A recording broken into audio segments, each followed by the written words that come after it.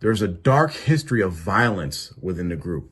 Members of the group have attacked other religious groups with bombs, guns, and assassinations. Members have to pay fees to belong to the group. Even in some cases, people are forced to give up 100% of all their earned income and even give up their government assistance benefits. Husbands and wives have been forced to divorce each other. Children have been forced to disown their family members. There's physical attacks on current and ex-members. They cover up sexual and domestic abuse of women and children. They practice halala or muta marriages. They have doomsday ideologies and end of days predictions.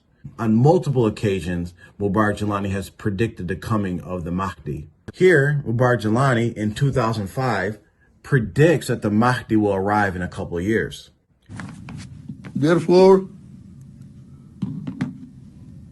the only remedy is the end time.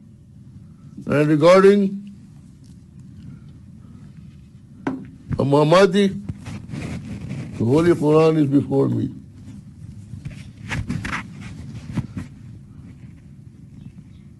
I say he is present in this world,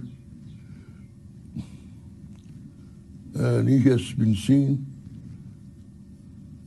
and he will appear in a couple of years because he is not 40 years old yet. I bear witness to the fact. Here, he's claiming that his own status is above Imam Mahdi. First thing, the end time. This is the end time.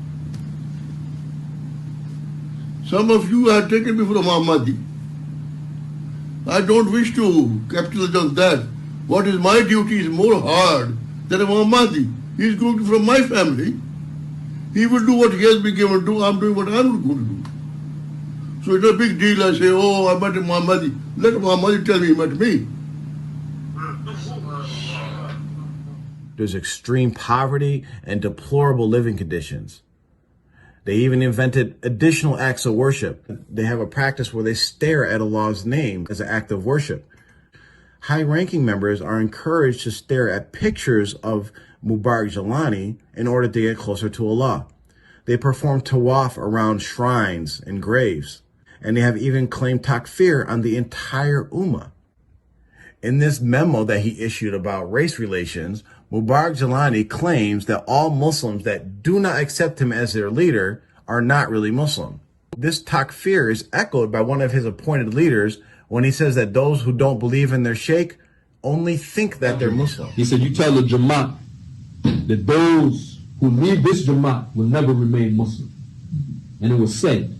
And the brother, when we left from the masjid, he said, can I have a word with you? Young man, can I have a word with you? I don't understand that statement.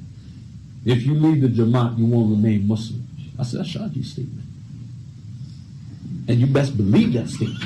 Well, how is it possible? There's other Muslims in the world. How is it possible? I'm just trying, I'm not saying that it would, that the Shah didn't say this. Most of these people are not even Muslim. And if they think they're Muslim, they're fooling themselves. The list goes on, but we can't cover every transgression and wrong that goes on inside of this cult group. The key thing to learn from this is that bidah is something that can lead to devastating results in both this life and the next. People in this group put up with all these transgressions, engage in shirk and bidah, all because they subscribe to this belief that their sheikh is one of these 7 sultans. This concept is mandatory to believe in if you want to be in the group. Because if you do not subscribe to this belief, you will get kicked out of the group. And then they will force your family and friends to shun you.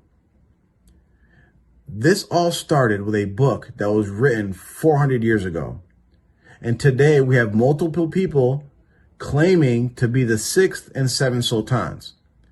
And at least one of them, Mubarik Gilani, is leading a spiritual abusive cult group that engages in bidah, kufr, and shirk. I hope this information has been helpful and that those who have watched have benefited from this. It's important that we continue to preserve the perfect religion of Islam by bringing to light the false and deviant beliefs and practices that will continually try to infiltrate our religion. May Allah give strength, protection, guidance, and success to all those who struggle to protect Islam.